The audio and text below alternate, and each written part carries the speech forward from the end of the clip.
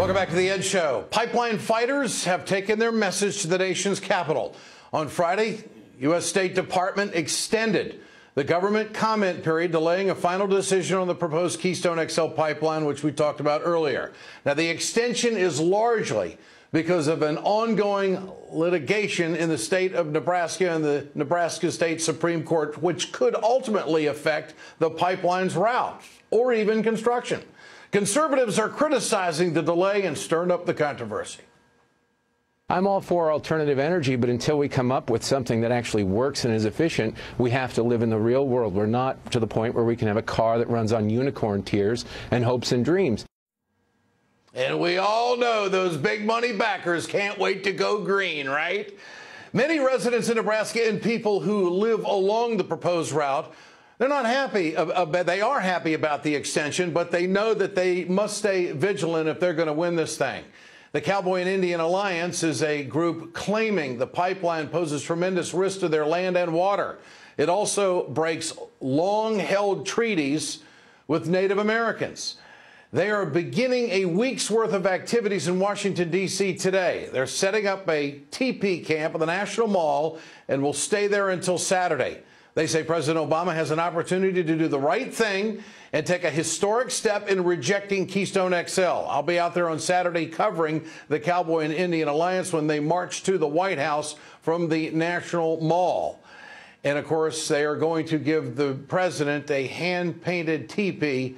They want to present the president with that to let him know what their concerns are. Joining me now in our rapid response panel, Jane Klebb of Bold, Nebraska, who has been at the forefront of this fight against the pipeline, and also Dallas Goldtooth, community organizer for the Lower Sioux Dakota Nation. Great to have both of you with us tonight. Jane, how much of an effect is this camp going to have on lawmakers, not only the president, but lawmakers, to show the support and that the Native Americans have got a story to tell that really hasn't gotten a whole lot of coverage?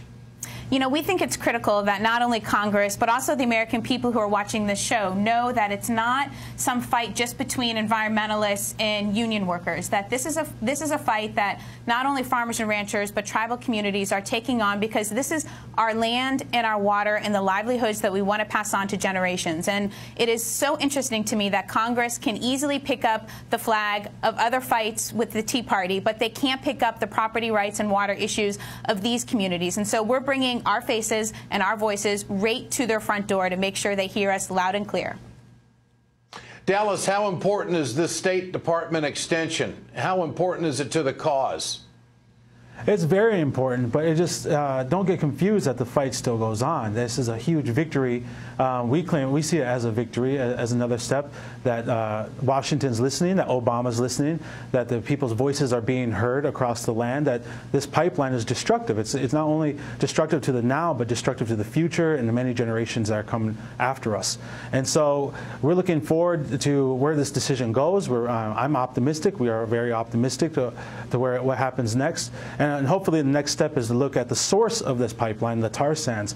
You know, we come here to Washington, D.C. to not only talk about our rights in the Midwest, but also to stand in solidarity with our First Nations brothers and sisters up in the tar sands area in northern Alberta.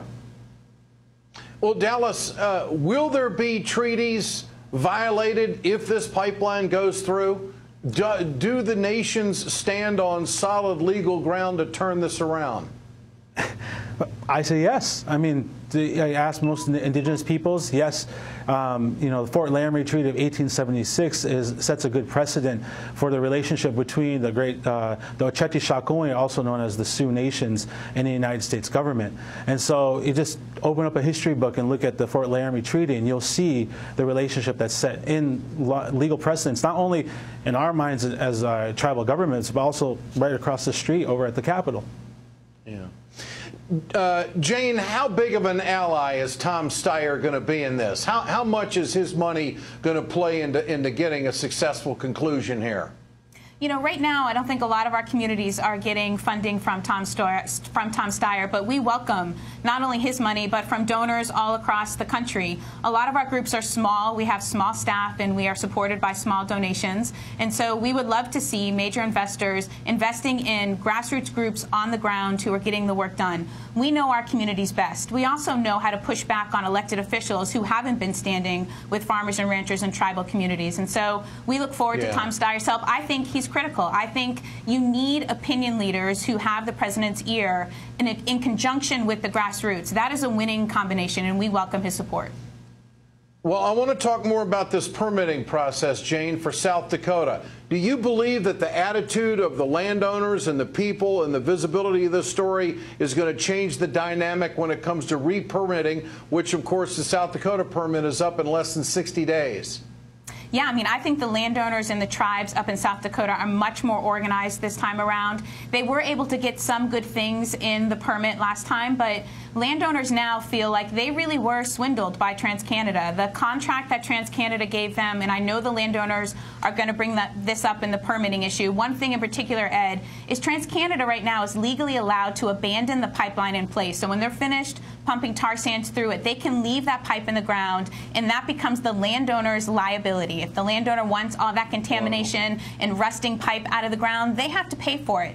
That is hundreds of thousands of dollars that shifted onto landowners and millions when you think about the pipeline as a whole. And Canada just passed a law saying all pipeline companies are now required to dig up that pipe, but America hasn't. And so I know that that's something that South Dakota's landowners and tribes are going to push for. Interesting point, no doubt. Dallas, what kind of reaction are you getting while you're putting up teepees on the National Mall today? I can't remember that happening in a long, long time. It's an amazing sight to see. I invite everyone in the area to come on down. It's just a powerful image indeed to see not only the teepees, but also there's a wagon representing the ranchers and the landowners.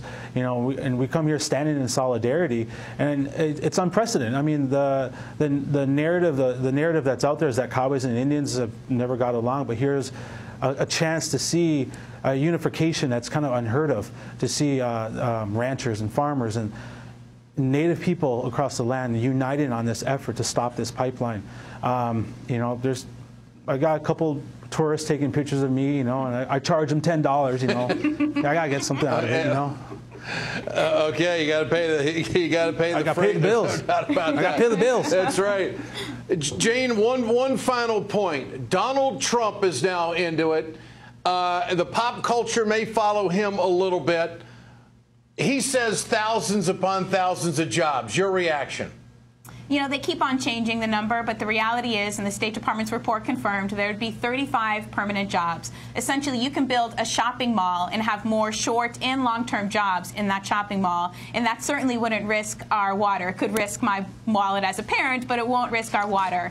And so, Ed, you can't see our shoes right now, but I have on my Crane cowboy boots, which you've seen, and Dallas has on his moccasins. These are the shoes that are going to stop this pipeline. We have boots and moccasins on the ground, and we are serious. Our backbones are stiff, and we have tremendous resolve to stop this pipeline. All right. It will be an interesting march on Saturday. I'll be there to cover it for the Ed Show. Thanks so much. Jane Klebb, Dallas Goldtooth, appreciate your time tonight. Thank you. Still ahead. Oh, thank heaven. Cardinal Dolan's solution to the Hobby Lobby debate. Pretenders is next. Stick around.